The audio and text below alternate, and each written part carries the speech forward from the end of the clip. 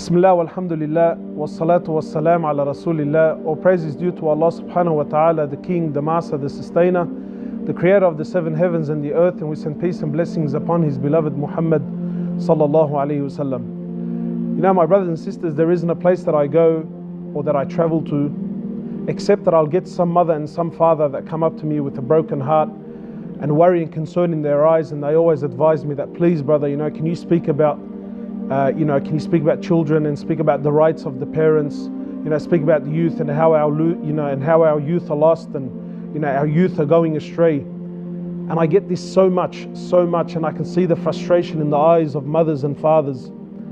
But my brothers and sisters, tonight I want to be really honest with you, and I want to open up my heart and speak about something that's quite the opposite. Because if you were to ask me, yes, while we have a lot of problems facing our young ones, I feel that there's a bigger problems with the mothers and the fathers, because I believe that our youth are a reflection of what's happening at home. Yes, our children have problems, but nowhere near as big as the problems that you and I are having as mothers and fathers. You and I play a massive role in the life of children. So it's very easy to point the finger at the youth and say, look, the youth are lost, and that the youth are confused, and that the youth don't know where to go and what to do. But that's only because you and I are lost, and you and I are confused, and you and I don't know what to do. And if I'm a mother and if I'm a father, and this is how I am at home, then what is it that you expect from our children? What is it? There used to be a time when an orphan was someone that didn't have a mother or a father. An orphan didn't have a mother or a father. But today, we're faced with the 21st century orphan. Someone that has a mother and has a father, but he might as well not have them. If I can count to you the amount of people that I come across, young boys and girls that have mothers and have fathers, but they're just not involved in their lives. And the heartbreak that I see in their eyes when it comes to their families. And then when I meet their parents have the audacity to come to me and tell me, you should speak to my children and tell my children about the rights of the mother and the rights of the father and how that they should be treating us. My brothers and sisters, when you and I decided to get married, when you and I decided to have a family, when you and I decided to have children, you and I embarked on a massive journey, probably the biggest journey you'll ever do in your life. And it is our responsibility to be involved in the lives of our kids, because that's our role, that's our job. And wallahi, it absolutely kills me, it breaks my heart when I see mothers and fathers that are not interested, nowhere near.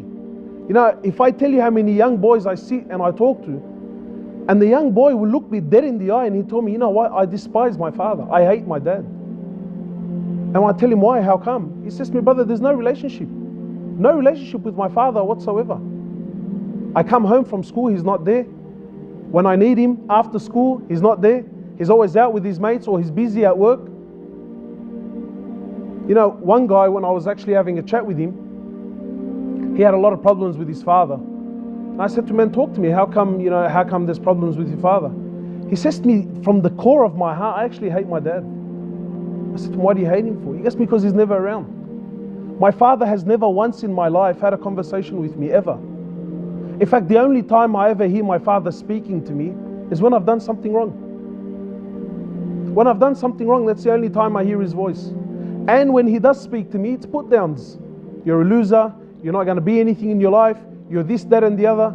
So he says to me, I get out of my way to prove to him that I am what he claims I am. He says, I will do anything, I'm prepared to do anything just to get him going, just to get him revved up, just to get him angry.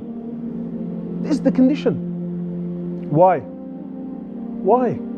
People are always complaining, our kids. My brothers and sisters, we need to be involved with our children. Wallahi, it's very easy to point the fingers and say, look at 1, 2, 3, 4. But if we're not prepared to point the fingers at ourselves and blame ourselves, where are you as a mother? Where are you as a father? Where are you? What is it that's busied you? What is it that you're so occupied with? I heard a story from one of the mashayikh in South Africa. It's a true story. And the sheikh was saying, one day a father came home from work, and he's been working, for long hours. So he comes home, he's busy, he's stressed out, his business, he comes back home, he's doing his paperwork, he's crunching numbers.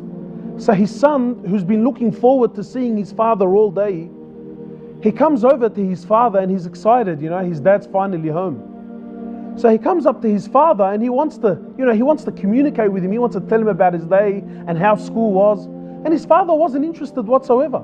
So when he came close, the father turns around and says, "What are you doing here? Can't you see I'm busy? Can't you see I've got things to do? Go inside to your room. Where's the iPad that I gave you?" So this kid goes away, shattered, absolutely heartbroken. Then he comes back after a little while and he asks his father for some money.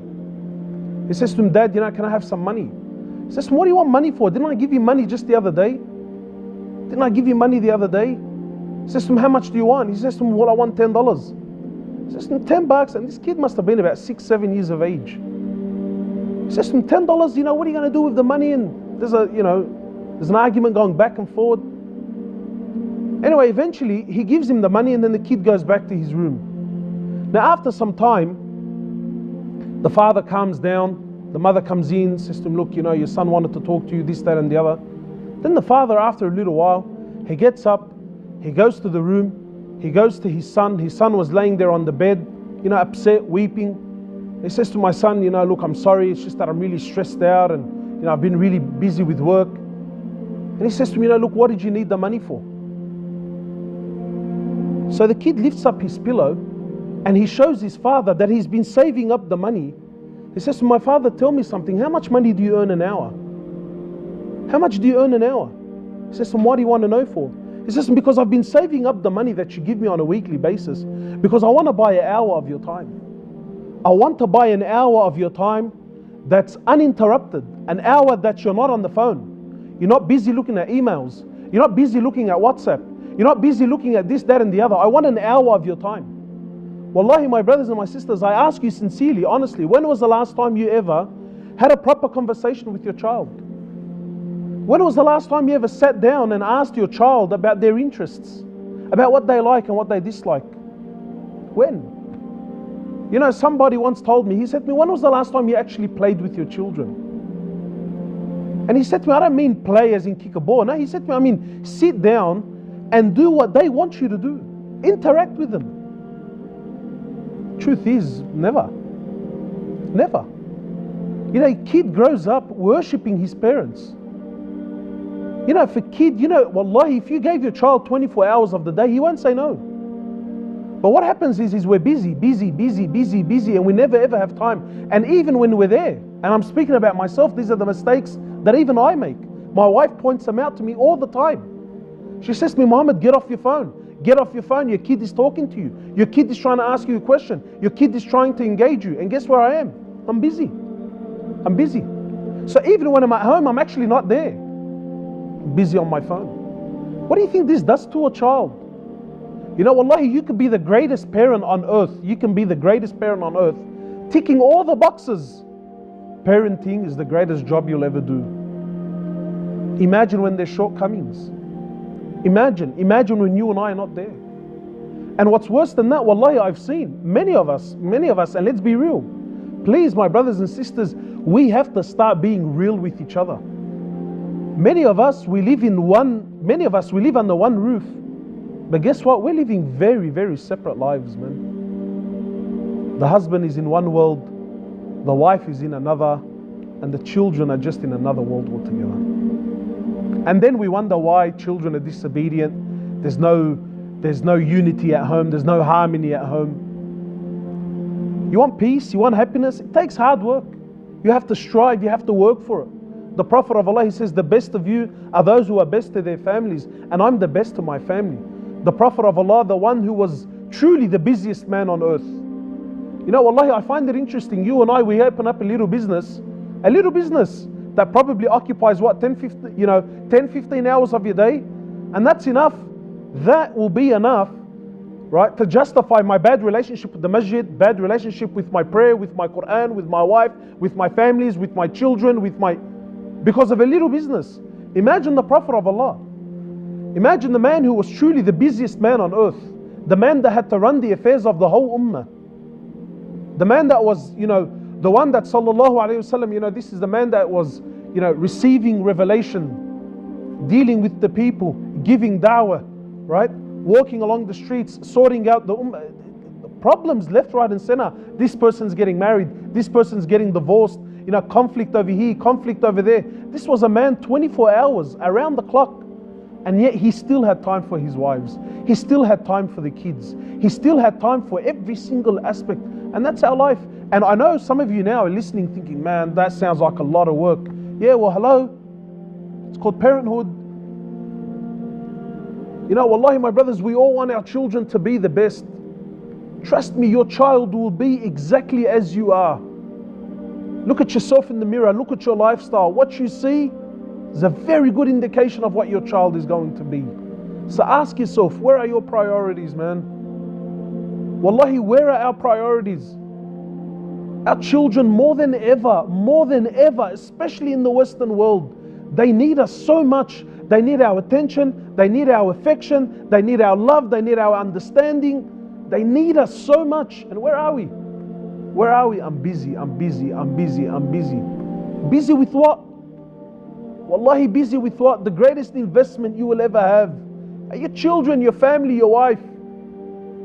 Yeah, I give my hard work, I give the cream of my hours, I give the cream of my time and my money to anything and everything other than that which is truly, really important for me.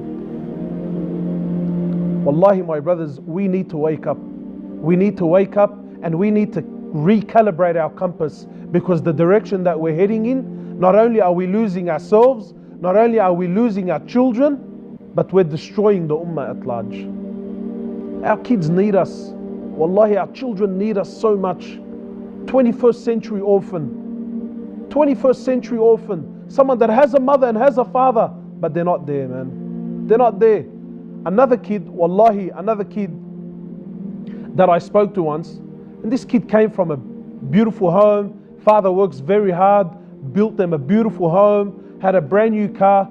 Everything that you and I are striving for to provide for our children. Everything. And yet the relationship between this young boy and his father, wow, it was like two enemies at home, And then when I asked him, I said to him, why the hatred? Why the hatred? Your father works so hard, he's provided you with everything. Why? He said to me, brother, I don't want the house. What good is the house? What good is the car? What good is the money and the brand new shoes? He said to me, brother, I don't want this. He said to me, I want a father. That's what I want. I want a father. I want someone that I can talk to. I want someone that I can hang out with. I want someone that I can share my interests with. I want someone that's eager to come home and talk to me just as I am eager to come home and talk to him. But he's never there. He's always busy. He's always busy, and then he tells me, well, I'm doing all this for you. And I'm telling him that I don't want the house, so stop working the overtime because I'm not interested. I actually want you. I want your time. I want your time. I need you. I need your effort. I need you to be involved in my life now. Where are we? What is it that's busying us? What is it? Wallahi, I know of fathers here in the area, man. Let's be real. Let's stop beating around the bush. I know brothers, he's 35, 40. He's got 3, 4 kids. And he's hanging out with his mates, and it's not haram. So don't shoot me now. Oh my God, he's saying it's haram to have fun and to hang out. No. But he hangs out with his mates every single night, bro. Every single night. I see brothers, and again, it's not haram. I'm not saying this is haram, But I see brothers hanging out at cafes and restaurants, and I don't mean like a one-off. We all do it, Everyone goes to dinner, and that's fine. But I see brothers hanging out at cafes every single day, and they're married. And I think, brother, you don't have a life? You don't have children to go attend to? You don't have a wife? You don't have anything better to do? What are we doing, bro? Hanging out with the boys. Fathers that are 35, 40 years old. He's got children at home. And he's hanging out with the boys, smoking pot, playing cards, playing PlayStation. Allah kabrak a'al, playing PlayStation. And again, like if it was a one-off, I'm catching up with friends. Fine, bro, we all need it, we're all human beings. But every night religiously, until 2, 3 o'clock in the morning, And then the brother's got the nerve to come tell me, brother, we need to work on the children, we need to work on our youth. Our youth are lost. Are they really? What do you expect? Wallahi, our children are a reflection of us. They're a mirror image. We send our kids to amazing private Islamic schools, and that's fine. We send them there, and I'm sure you got great intentions, and we invest big money and big effort, and it's the best school in the country, and Islamic schools, because I want the school to teach my child deen. You're kidding yourself. The deen that your child will learn is the deen that you're living. And I've seen it how many times. Parents who throw their children in Quran memorization schools. Yeah? And the kid memorizes the Quran, but guess what? No Quran in his life whatsoever. You know why? Because your child, sometimes we underestimate just how witty and how smart our children are. Your child's not a fool. He sees what you throw me in Quran school while you're indulging in work and in dunya and in lifestyle and in this, that and the other, right? And really most of us, and I know I'm generalizing, most of us, we throw our kids in Quran school, not because deep down I love the Quran and I want the Quran, because you yourself would be joining him. No. I throw my kids in these, memorization schools, generally, right? So that I can boast in front of my friends that, yeah, look, I may not be the most religious guy, but hey, look at my son, mashallah. Big round of applause for my son. He's a hafid. Ooh, mashallah, mashallah. My son's a hafid. But then you, how much Quran do you know? How much Quran have you memorized? What, you think your kid doesn't see this? Do you? Do you think your kid doesn't see this? What is it? Our young girls, our daughters. How much our daughters, wallahi, I speak to brothers, alhamdulillah, my daughter has a good relationship with her mum. I say, yeah, that's good. But what about with you, brother? Does she have a good relationship with you? And most brothers, they give me this stare, like a deer in headlights, But what about you? What about your relationship with your daughter? When was the last time you showed your daughter affection? When was the last time you showed her love? When? When was the last time you actually sat down and had a decent conversation with her? When was the last time you sat down and you reassured your daughter? When? When was it? The wife. Habibi, how much can your wife possibly handle? How much? Wallahi, Wallahi, it's so sad. Wallahi, it's so sad. We're messed up, man. We're messed up. Wallahi, our priorities are all over the place, man. And then when things go south, we start pointing the fingers at anyone and everyone, blaming anyone and everyone except who? Except me, bro. Except me. Except me.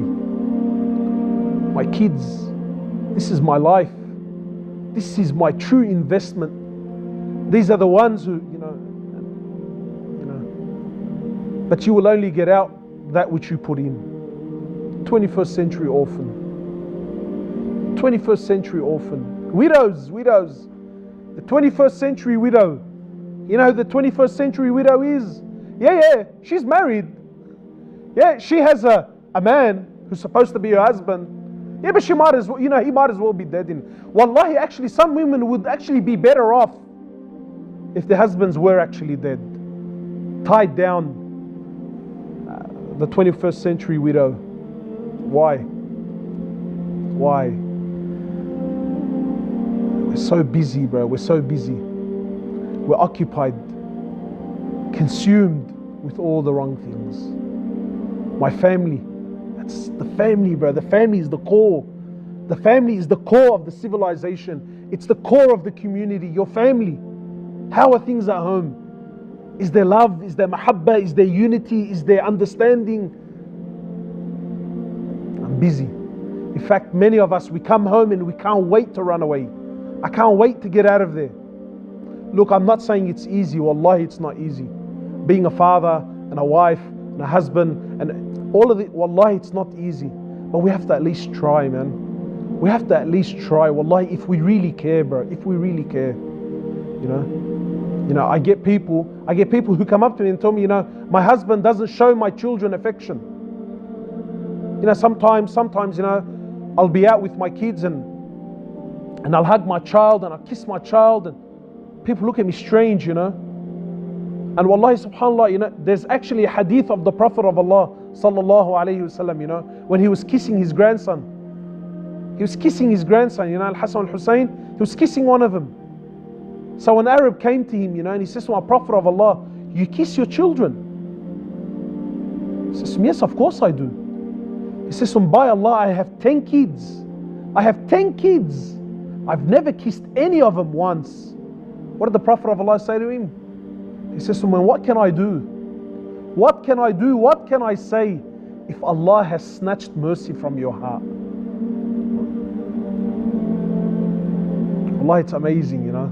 Amazing. Your wife, the one that's most deserving of your affection and your love and your jokes and your comments.